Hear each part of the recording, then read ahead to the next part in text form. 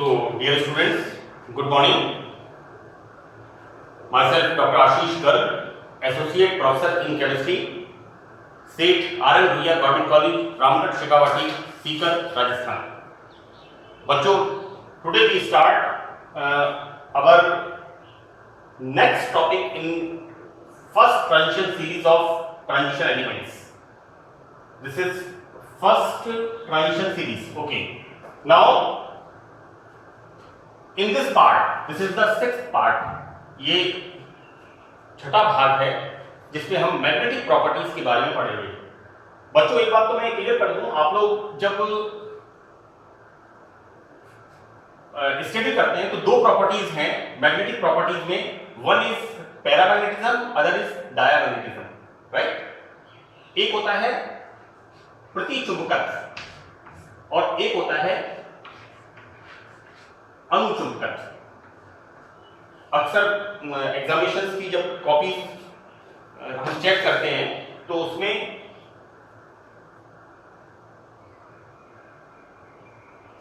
प्रतिचुंबकत्व को अनुचुंबकत्व लिखा हुआ होता है और अनुचुंबकत्व को प्रतिचुंबकत्व लिखा हुआ होता है। बच्चों, आप you should very clear, although आपने 11th 12th में इस बहुत सिंपल सी बात है, यहां पर प्रतिकर्षित होती हैं, दिस इज प्रतिचुंबकत्व, यहां पर आकर्षित होती हैं अनुचुंबकत्व, राइट। तो इस आप कोरिलेट कर लें इसको, तो यहां पर क्या लिखा हुआ है, डाई। डाई माने दो इलेक्ट्रॉन्स। ये मैं याद करने के लिए बता रहा हूं आपको, द प्रॉपर्टी इज डायामैग्नेटिक। तो किस तरह के एलिमेंट्स या कंपाउंड शो करेंगे जिनमें इलेक्ट्रॉन्स पेयर्ड होते हैं, जिनमें इलेक्ट्रॉन्स पेयर्ड होते हैं, दे show diamagnetism, and the single electron having the property is paramagnetism, that is property यहां पर चुंबकीय बल रेखाएं, यहां पर चुंबकीय बल रेखाएं आकर्षित होती हैं, राइट। तो दिस इज द अनुचुंबकत्व एंड दिस इज द प्रतिचुंबकत्व। प्रतिचुंबकत्व प्रतिकर्षित होती हैं और अनुचुंबकत्व में आकर्षित होती हैं, इसका विलोम, राइट। डाई माने dia, any element and compound having paired electrons, two electrons, then the property is diamagnetic. So this is the concept. बहुत एलिमेंट्री चीज है। एक बात मैं आपको और बता दूं बच्चों कि आप लोग स्टूडेंट हैं, राइट, और आप लोग क्या हैं, सिंगल, राइट। आप अच्छे तरह स्टडी करके एक बड़े अधिकारी बन जाएंगे तो क्या होगा, जब तक आप सिंगल रहेंगे और आप किसी बड़े पद पर पहुंच जाएंगे तो क्या होगा, सब लोग चाहेंगे कि कोई अच्छा रिश्ता, कोई अच्छा रिलेशन, वो कब तक होगा, जब तक आप सिंगल होंगे, राइट। लेकिन जैसे ही आप डबल होंगे, नोबडी विल आस्क यू। तो this is the concept, right. Paired electrons चुंबकीय बल रेखाएं प्रतिकर्षित होती हैं और सिंगल इलेक्ट्रॉन्स चुंबकीय बल रेखाएं आकर्षित होंगी। मैंने इशारों में आपको बताया है, hope you understand. Now I start. किसी पदार्थ के चुंबकीय गुण मैग्नेटिक प्रॉपर्टीज अयुग्मित इलेक्ट्रॉन्स की संख्या पर निर्भर करते हैं। फाइन। यदि इलेक्ट्रॉन्स पेयर्ड हैं, राइट, इलेक्ट्रॉन्स यदि पेयर्ड हैं तो चुंबकीय बल रेखाएं प्रतिकर्षित होती हैं and the property is diamagnetism. While here यदि उसमें अयुग्मित इलेक्ट्रॉन्स हैं तो कैसी प्रॉपर्टी होगी, अनुचुंबकत्व।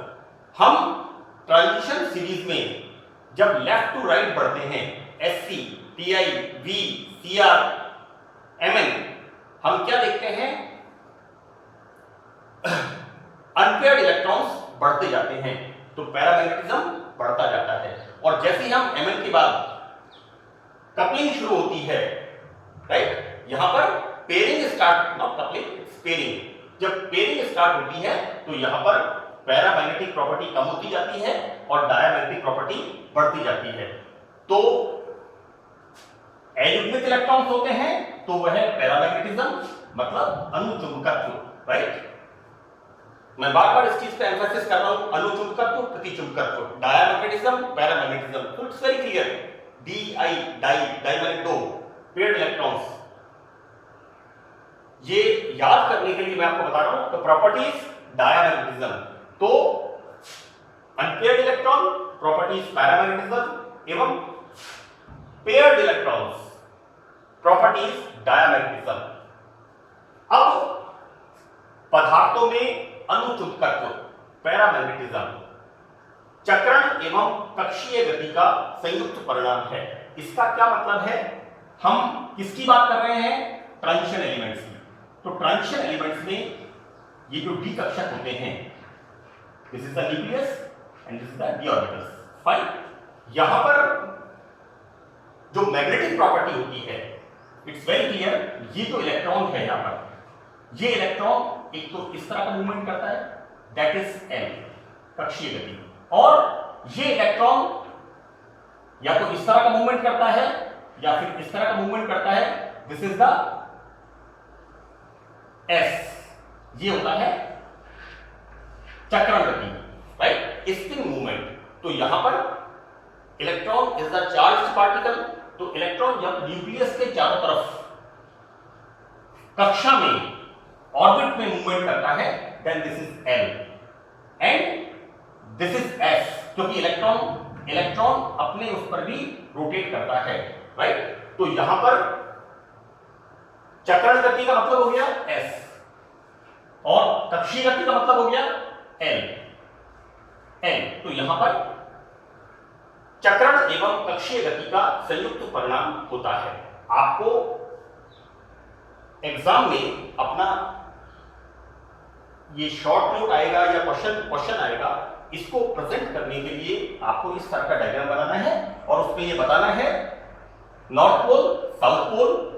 हम जब किसी कंपाउंड को इसके रखते हैं तो यहां पर पेयर्ड इलेक्ट्रॉन यदि होते हैं तो यहां पर चुंबकीय बल रेखाएं, राइट, मैग्नेटिक वेव्स यहां पर प्रतिकर्षित होती हैं जबकि यहां पर आकर्षित होती हैं। मैं आपको बता चुका हूं, यू आर सिंगल, आप बैचलर हैं, स्टूडेंट हैं, अच्छी स्टडीज करके अच्छा जॉब लेंगे, सक्सेसफुल लाइफ में आएंगे, तो क्या होगा? जब तक आप सिंगल रहेंगे चुंबकीय बल रेखाएं आकर्षित करेंगी, राइट, सब आपको पूछेंगे। और जैसे ही आप पेयर्ड होंगे तो प्रॉपर्टीज कैसी हो जाएंगी आपकी? Nobody will ask you, fine, प्रतिकर्षित होंगी। और एक बात मैं बता दूं आपको, मैं अपने नेक्स्ट लेक्चर में कलर प्रॉपर्टीज के बारे में बताऊंगा, कैटालिटिक एक्टिविटीज के बारे में बताऊंगा। यहां पर जब तक आप सिंगल हैं, compounds having single electron properties coloured, right, compound having paired electron properties colourless. Okay, I am paired तो द प्रॉपर्टीज कलरलेस। आप बच्चे सिंगल हैं, you can think about the movies, clothes, good shoes, so no, you know, so what I am saying, मैं इसको correlate कर रहा हूं, the property is color, this is colorful, property is colorless, है ना? तो आप इसको ध्यान रखिएगा। एनीवे हम अपना मैग्नेटिक इस पर आते हैं, तो ये आपको डायग्राम्स इसमें ड्रॉ करने हैं। नाउ कुछ संक्रमण तत्व एवं यौगिक बाहरी चुंबकीय क्षेत्र में रखे जाने पर प्रबल रूप से आकर्षित होते हैं। हम क्या देखते हैं? हमने एक आयरन के टुकड़े को चुंबक से आकर्षित किया तो क्या होगा? वो उससे अट्रैक्शन फील करता है, राइट। और बाहरी चुंबकीय क्षेत्र हटा देने के बाद भी स्वयं चुंबकीय गुण प्रदर्शित करते हैं। हमने मैग्नेटिक फील्ड में आयरन को रखा, वो अट्रैक्ट होता है, और जब हमने जो बाहर से मैग्नेटिक फील्ड लगाया है उसे हटा देते हैं, तब ये जो metal, this is the neutral बल, तो ये क्या करता है? ये चुंबक की तरह व्यवहार करता है, राइट। तो the property is called ferromagnetism, right.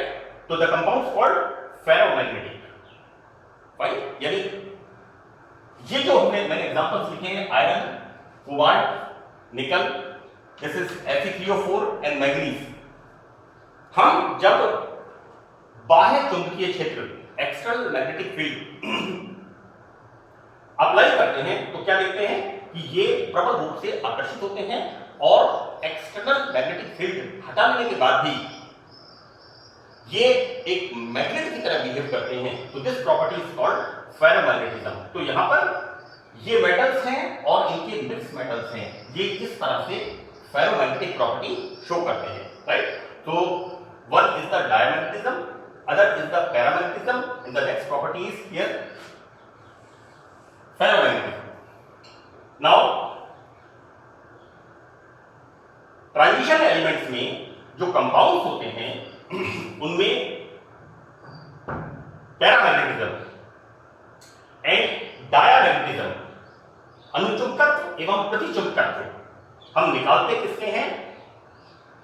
चुंबकीय आघूर्ण म्यू से ज्ञात करते हैं, राइट। और उसमें क्या करते हैं हम? नंबर ऑफ इलेक्ट्रॉन्स, कितने अनपेयर्ड इलेक्ट्रॉन्स हैं उससे हम इसका पता लगाते हैं। तो यहां पर म्यू क्या है? दिस इज द, ये इसको बोलेंगे हम चुंबकीय आघूर्ण, मैग्नेटिक मोमेंट। इसको हम इस फार्मूले से हम निकालते हैं, राइट। ये हमारा एक कैलकुलेट करने के लिए एक फार्मूला है जिससे हम निकालते हैं। यहां पर S क्या है? टोटल स्पिन क्वांटम नंबर कि इलेक्ट्रॉन, ये जो इलेक्ट्रॉन है, ये इलेक्ट्रॉन अपने चक्र पर जो रोटेट करता है तो क्या मैग्नेटिक प्रॉपर्टी शो करता है? This is total spin quantum number. L यहां पर क्या है? L यहां पर है कक्षीय गति, this is azimuthal quantum number. And J is what? J is the angular momentum quantum number, कोणीय संवेग क्वांटम संख्या। तो यहां पर इस फार्मूले से हम निकालते हैं। अब फर्स्ट ट्रांजिशन सीरीज में जैसा हमने पढ़ा कि मैग्नेटिक प्रॉपर्टी के लिए कौन कौन रिस्पॉन्सिबल है? S प्लस N, ये दोनों रिस्पॉन्सिबल हैं। तो होता क्या है, जब हम इसको कैलकुलेट करते हैं, म्यू को हम कैलकुलेट करते हैं, तो हम क्या पाते हैं कि यहां पर इसकी value negligible, this is the negligible. एक बड़ी अजीब सी बात है, हम ये पढ़ते हुए आ रहे हैं कि मैग्नेटिक प्रॉपर्टी के लिए कौन कौन रिस्पॉन्सिबल है? S इलेक्ट्रॉन का अपने कक्ष पे चक्रण, because electron is the charge particle, और ये nucleus is the positive charge, nucleus के चारों तरफ ये रोटेट करता है, चारों तरफ रोटेट करता है, इसको हम बोलेंगे कक्षीय गति, दैट इज L। और इलेक्ट्रॉन अपने कक्ष पर भी रोटेट करता है, दैट इज S, मतलब चक्रण गति। तो यहां पर हम पढ़ते आ रहे हैं कि स्पिन एंड ऑर्बिटल मूवमेंट, कक्षीय गति, ये दोनों रिस्पॉन्सिबल हैं। लेकिन जब हम म्यू का मान निकालते हैं तो हम क्या पाते हैं? L आइदर 0 और नेग्लिजिबल। तो हाउ इट इज, मतलब S का मान ही आता है। तो मैंने आगे इसमें बताया है कि किसी संक्रमण कक्ष के आयन का चुंबकीय आघूर्ण उसके D कक्षकों में उपस्थित इलेक्ट्रॉन्स के चक्रण, इसका मतलब इलेक्ट्रॉन का अपने कक्ष पे चक्रण, और कक्षीय गति मतलब इलेक्ट्रॉन का ऑर्बिट में चक्कर लगाना के कारण उत्पन्न चुंबकीय आघूर्ण μ1 पर निर्भर करता है। दिस इज द चक्रण गति एंड दिस इज द कक्षीय गति। तो this is the mu effective, fine. अब जब हम गोएज मेथड से कैलकुलेट करते हैं तो होता क्या है कि कोई भी कंपाउंड से मतलब है फर्स्ट ट्रांजिशन सीरीज का कोई भी एलिमेंट और कंपाउंड, हम क्या करते हैं उसको एक कोई किसी माध्यम में उसको मिक्स करते हैं। हमें उसका मैग्नेटिक मोमेंट निकालना है तो हम क्या करते हैं उसे किसी माध्यम में, यहां पर मैंने शब्द यूज किया है विलियन, वो सॉलिड भी हो सकता है, वो लिक्विड भी हो सकता है। विलियन अक्सर लिक्विड होता है, हम इसको कहें किसी माध्यम में, मीडियम में इसको हम मिक्स करते हैं। तो क्या होता है, ये जो ट्रांजिशन मेटल है इसमें जो डी कक्षक होते हैं इनके इलेक्ट्रॉन्स, एक्चुअली ये जो मेटल है ये या तो आयनिक फॉर्म में है या किसी मॉलिक्यूल के फॉर्म में है, तो ये परस्पर क्या करते हैं, पदार्थ का, यानी ये जो मेटल है या आयन है इसमें डी इलेक्ट्रॉन्स क्या करते हैं, माध्यम के साथ क्रिया कर लेते हैं। तो यहां पर क्या हो गया, यहां पर पदार्थ का चुंबकीय आघूर्ण, इसमें क्या क्या इंक्लूडेड थे, S+L। तो यहां पर कक्षीय गति का योगदान यहां पर नगण्य हो जाता है। अब कक्षीय गति का योगदान यहां पर देखो क्या होता है बच्चों, ये जो रोटेशन है दिस इज L, और इलेक्ट्रॉन का ये जो रोटेशन है ये है S। तो यहां पर होता क्या है कि जब हम मैग्नेटिक मोमेंट म्यू इफेक्टिव निकालने के लिए इस मॉलिक्यूल को या आयन को किसी माध्यम के साथ मिक्स करते हैं तो क्या होता है, यहां पर ये इलेक्ट्रॉन्स कक्षीय गति का होता है 0, ये जगह जाम हो जाते हैं because they react with medium और सॉल्यूशन से रिएक्शन कर लेते हैं, अगर लिक्विड है तो सॉल्यूशन से कर लेते हैं, है ना। तो यहां पर क्या बचता है, only S, so that this is our formula.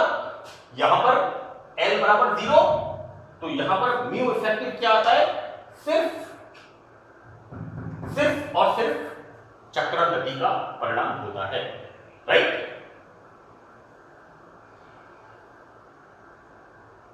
So that's all about the magnetic properties. मैं इसी में,